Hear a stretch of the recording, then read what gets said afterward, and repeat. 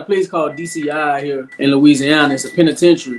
If you're not familiar with Louisiana, we have penitentiaries and these things called satellite camps. But DCI is a penitentiary. He got this old dude, bald head. He looked like a skeleton, like literally like a dark-skinned skeleton. His name 1099. He walked up and down the walk all day. 1099, everything aggravated. So the whole time, this dude had me thinking he was a straight-up OG gangster, straight up and down, bro. Talking about this the craziest dude I ever seen, bro. Man, one day we come in from yard call, and he in the bathroom with another old ass dude, bro. And I don't think I can say this on YouTube, bro, but he letting another dude shove a broomstick up his rectum, bro. That gotta be the craziest inmate. So y'all just walked in on him?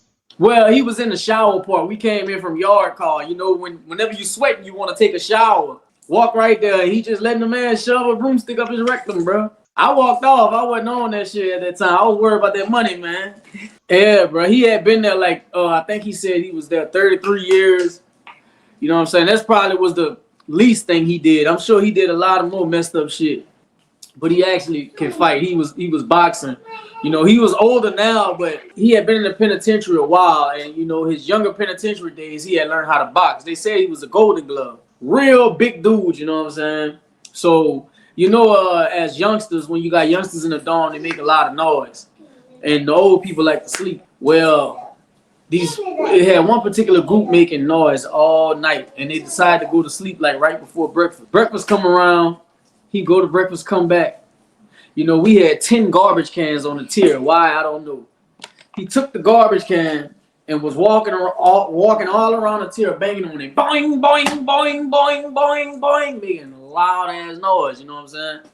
He said, anybody feel played about what I'm doing, feel free to meet me in the bathroom. This was before anybody knew he could do what he could do. Old dude, bro, but he big. You know what I'm saying? He went in there, knocked the first dude out. He fought 3 dudes this day. Second dude went in there, he slammed him, broke his arm. The third dude went in there, he knocked him out. Ever since that day, moving forward, bro, he had dudes paying. I'm talking about he had dudes sending him green dots. That's when green dots was going crazy at that time. Man, dudes was checking off the till left and right because he wouldn't let him make it, bro. Well, you know, like in Louisiana, you know, I know young boy be like, 4K trade and all this, but man, we don't really have too many gangs down here like talking about, bro. Like Bloods, yeah, but it's not really real gang popular. There was these 2 dudes, I remember they was real close at first. I don't know how they end up into it. I believe the dude that lost his life was from Miami. It was the other way around. I just know one of them was from Miami. And I know they just ended up into it some type of way. And, you know, dude was by the wall. He got cut in a spot that he couldn't recover from, you know, and he was just like, man, I'm gone. You know, and them words were just repeating over and over and over to me, bro. You know what I'm saying? Like, I'm gone, yeah. But, you know, like, bro, just as easy as that was him, you know what I'm saying? That easily could have been anybody, you know? That shit be so close to you, bro. It'd be real scary. I try to see the bright side of what I've been through, you know what I'm saying? Because I don't know if I told you or not, but you know, all of my kids are. I have all my kids because I met my girlfriend while I was in the penitentiary. You know what I'm saying? I think that's the bright spots of me doing time. But you know, I got a lot of dark that covered me from being in jail a long time. Where'd he get hit at? It was his neck. He got his neck. I believe it was his main artery because the blood was just, it was real bad. Everybody pretty much know when blood gushing like that, it's pretty much a wrap. You know, everybody know that's a main artery right there. So I never seen nobody recover from that. It was one of my partners. I'm talking about my close partners. It was from that world. Like I grew up with him maybe from about 8 years old up until that Jose. I ended up fighting and I ended up on the tier with him. I don't know if I told this one in the first one. But I ended up on a tier with him, and everybody was telling me like, "Hey, bro, you know your boy." You know what I'm saying? I'm like, "Nah, you tripping." And it had 2 funny boys on the tier with us, and they like, "Man, you know your boy." I'm like, "No, he not." You know what I'm saying? So they kept telling me this. I was letting it roll off me. Right? This my real childhood friend, bro. I'm letting it roll off me, bro. One day, they made some jailhouse hooch, and you know, hooch for the people that don't know, it ain't nothing but beer or brewed liquor. You know what I'm saying? It gets you drunk as hell, just like any other beverage would, alcoholic beverage. We drank in the whole tier, bro, just full of it. All right, and you know that shit go to bringing it out of people. Me and my boy end up moving in a cell together, and they rack your doors back in the parish jail, and you put up a curtain if you want privacy. You know what I'm saying? Like a sheet, you hang it down. So I'm looking for him, I don't see him. I'm like, damn, where he went? It's all chaos in the day room because everybody drunk, we bullshitting, playing cards. I'm like, let me go find him. Run upstairs, I go to my room, and I don't pull back the curtain. It got a little hole in our curtain, so I peek through that, and I see him sitting on my rack. I had the bottom right here at the top, sitting on my rack with the funny boy next to him, his pants to his knees. I peek at him at first, and when I see it, it blow my mind. I snatch the curtain back. When I snatch the curtain back, he plays sleep. But hey, I just went with it. You know what I'm saying? He playing sleep. I'm like, man, what you doing to my partner? He sleep. You know what I'm saying? Dude get up, I was about to kick his ass. My partner jump up like, hey, what's going on? He don't know that I already peeked through the. Hey, that was some crazy stuff, but that was a rumor that turned out to be true right there, bro. Y'all must have had some weird conversation. When they trying to lock down? No, I let him say whatever he was gonna say. You know what I'm saying? I never let him know that I seen what happened for real. Now I told my other partners that we grew up with, but so eventually it got back to him because that been years ago. He just asked me about that maybe about 2 months ago, bro. He just asked me in real shit. We don't have no structure, bro. We don't got no order. I realized, like, from watching on TV, because I never been nowhere else outside of Louisiana. I realized that, it got gangs everywhere else, and with gangs come a little order, bro. You know what I'm saying? Like, if you want to fight this person, I believe they do it this way in LA. You got to go to him and be like, hey, I won't fight him, and they organize the fight for y'all, and y'all get it. Up there, you know what I'm saying? I mean, down here, it's none of that, bro. Like, it's every man for himself. It's like a real purge situation. Was there anybody that controlled your tier? For the most part, it was me. As long as you got money and drugs, you know what I'm saying, you can control anybody. Like I told you, out here, it got penitentiaries, and they have these things called satellite camps. I don't know if they have them everywhere else. The penitentiaries, it got a little more order and, a little more structure. Satellite camps, free falls. Every man for himself. But in the satellite camps, when Christmas come around, they don't give you nothing for Christmas. Penitentiaries, they'll do something for you. Cook something good for you, anything.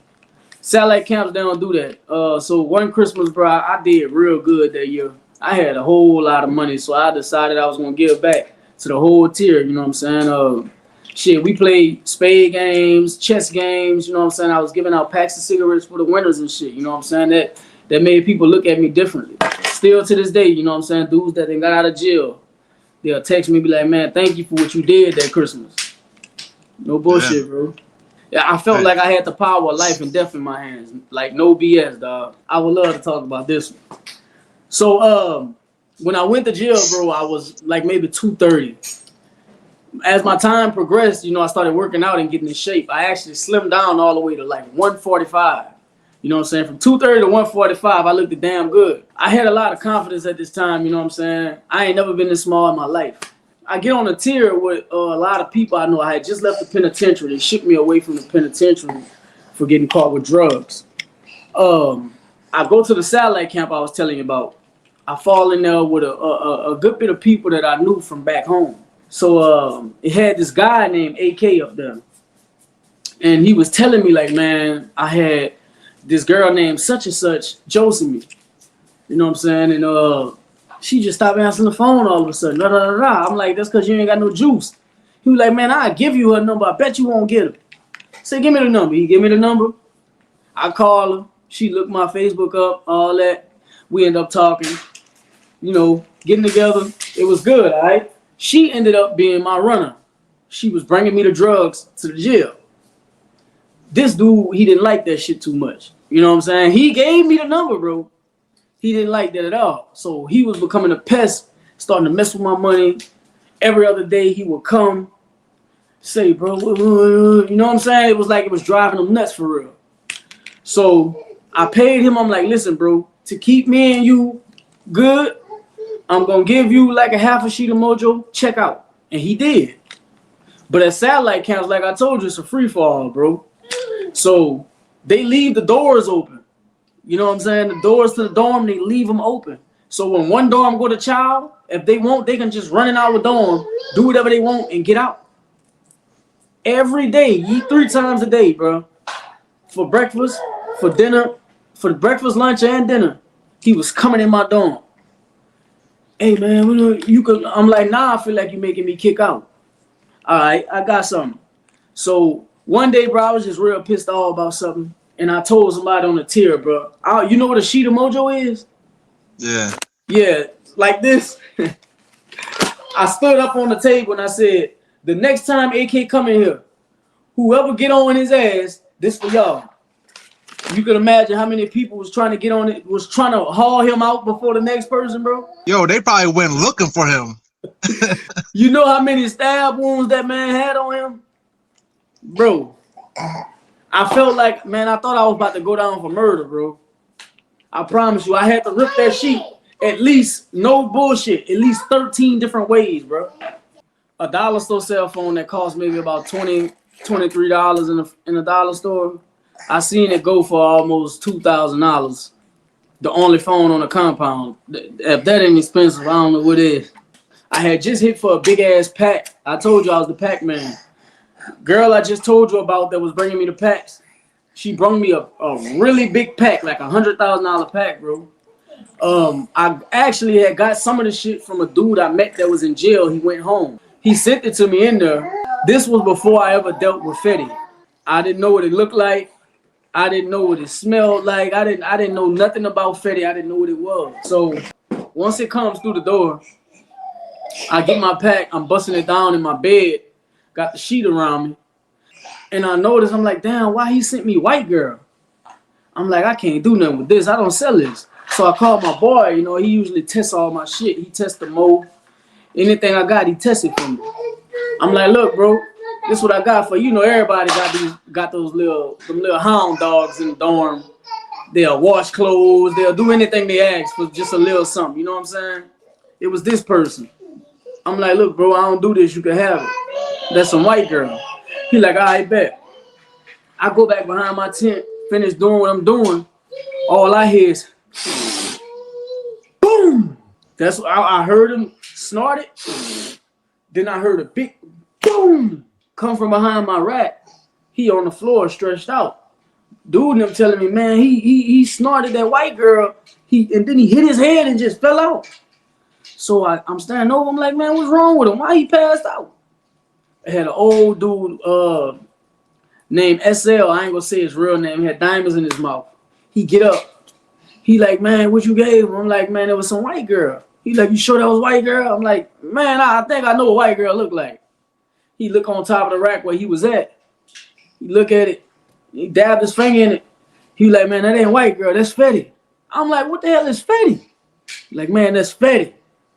I'm like, well, what, you know, tell me what it is. I don't know nothing about it. And he go to explaining it to me and running it down to me. And, you know, my heart go to beating fast because from what he just tells me, like, man, this leading in overdoses right now. So I'm looking at him on the ground, you know, his eyes open, you know what I'm saying, but his chest barely moving. And I know one thing for sure. I gave him this. If he expire in here and they go back and look, guess what I'm going down for? Y'all got to wake him up. They get on top, they sit on his chest and go to beating his chest. Boom, boom, boom, hard as hell till he got up. I don't know why, bro. It worked. It worked that day.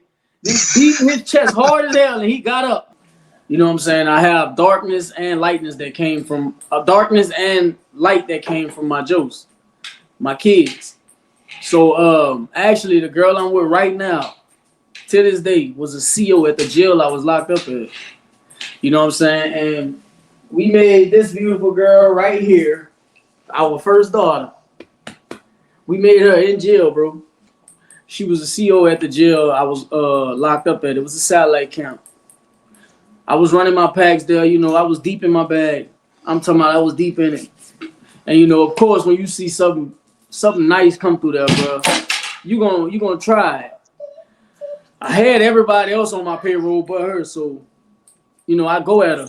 And I wanted her so bad, bro. I was paying the inmates that was around me, like, say, go up there and tell her that I want her. And it was doing it, you know what I'm saying? I got the money. They're gonna do whatever I say. She wasn't biting. She didn't want to talk. It was nothing at first, you know what I'm saying? But I had a phone. You know, I ended up finding her on social media and trying it like that. And we ended up talking and getting together and shit. But at first I was trying to get her to bring me a pack. She wouldn't do it. She just would not cooperate with that. But she caused me to, I'm talking about, bro, to score packs from no bullshit, like 8 different COs in the same day. She talked all her co-workers into bringing me separate packs, bro. No, like no bullshit. She talked all of them into bringing me separate packs at separate times. You know what I'm saying? So I hit 8 times in one day. I think I'm still at the top of the list for that record. But yeah, she ended up calling me out one day. You know, she had a little stroke at that jail she was at. She ended up calling me out one day. I forget what it was for, but it was a weekend. The warden went there, nothing, you know what I'm saying? We locked up in a closet, you know what I'm saying? And we made a baby girl. Y'all still together? Hell yeah, she in the house right now. I had sunshine and darkness on that joke because I lost like 90% of my family while I was locked up. You know, when you're in jail for a long time, nothing stay the same. I lost all my family, bro, everything I knew. I went to jail when I was a teenager. So I was sitting there when I was getting close to my release date, like, damn, what I'm going home to? What's the purpose? So for a long time, I didn't care about nothing. I was like, I'm stuck in my ways. I'm going to keep selling drugs till I can't sell it no more. Somebody mess with me, I'm going to stab them. I don't care how much time I get. You know what I'm saying? When she came around and got in my life, all that changed. I wanted to go home. You know what I'm saying? I actually stopped selling drugs like almost a year or 6 months before I went home. I completely shut it down. I did a lot of time. I ended up turning Muslim, you know what I'm saying? But I had a real interesting far as, you know what I'm saying, with my fate. I don't know if that's something they, you know what I'm saying, they probably would want to listen to. I was at a satellite camp. Like, it was maybe 2 days before New Year's. You know, I had been doing what I do. You know, knowing I do it everywhere I go. I was selling. The people kept coming all that year, bro. Trying to catch me with something. They couldn't catch me with nothing, all right? So I'm sitting on my rack one day, and out of nowhere, like I told you, it was like 2 days before New Year's, day before, they called me out. And when they called me out, someone was like, well, grab your rug. You know, I don't know if you're familiar with the Islam religion, but, you know, we pray on rugs. Something like, grab your rug. I grab my rug and I go outside, and I'm like, what's going on? They say, get on the wall. I stand on the wall. Just to show enough, they surround me. You know, they pissed off. They can't find me with nothing, bro. They surround me, bro. This a true story, 100%, bro. They surrounded me, and I got my rug draped around my shoulders. You know what I'm saying? I'm looking at the ground, and they like, where them drugs at? Dude named Captain Frost, bro. I'm talking, I'm not Frost Barnes. I'm talking about the evil man, bro. You know, he known for smacking people. He like, man, where them drugs? I ain't about to ask you no more. Today is your day. You know, they would take you out there, they would beat the hell out you. I'm talking about beat you inches from death, you know what I'm saying? I'm standing there and I'm like, man, these people about to do it to me in here, bro. But you know, I got my thing around me and I'm sitting there praying while they talking to me. I'm listening, but I'm praying. I'm like, God, listen, whatever happened, just protect me. This is 100% true story. I'm like, please just protect me and keep me safe and let me go home. I'm sitting there praying. They closing in on me. Barnes getting ready to grab me. They had this other dude named Speedy. This is just, he loved to stomp people out. You know what I'm saying? But I'm sitting there praying, bro. And he put hands on me. Barnes, he grabbed me first. He grabbed me and Speedy hit me in my ribs. I fall to the ground, bro, and I just get on the ball and I keep my thing around me. You know, and I'm just waiting for the punches to come. They never came. But I hear the warden coming down the hall. He said, hey, stop it. Coming down the hall, he like, get around, get away from me. He helped me up off the ground, take me all the way to the other unit. Damn, I seen you let a lot of people get rawed out. Why you stop me from getting rawed out? He said, your grandma called up here and said to watch over you and protect you and don't let nothing happen to you. And I'm just gonna follow her. I'm gonna follow her word. So I ain't tell him nothing. I just took that in. I'm like, okay. I went sat on the rack. They put me in another dorm. I went sat on my rack and I'm just sitting there. You know what I'm saying? I'm gonna tell you why I told you this story, bro. At this time, my grandmother had been dead like maybe 3 or 4 years. He tell me that, and this was, listen, bro, this is no bullshit. He tell me that my grandmother called and said to protect me, watch over me, and don't let nothing happen to me. He said he gonna follow her words. He don't know my grandma from a can of paint. My grandmother had been dead 3 or 4 years. You know what I'm saying? Now, did he really get a call? I don't know. Who called? If somebody called, I don't know. You know what I'm saying? But I took that as a test. You know, that was something that's really important to me, and I just really wanted to spread that, bro, and let everybody know it's not just Islam, Christian, whatever people believe in. You know what I'm saying? God 100% real, bro. And I know I was in the depths of that. I know, and I got pulled from that. I promise you, bro. But I just really wanted to tell that part. And that's 100% true right there.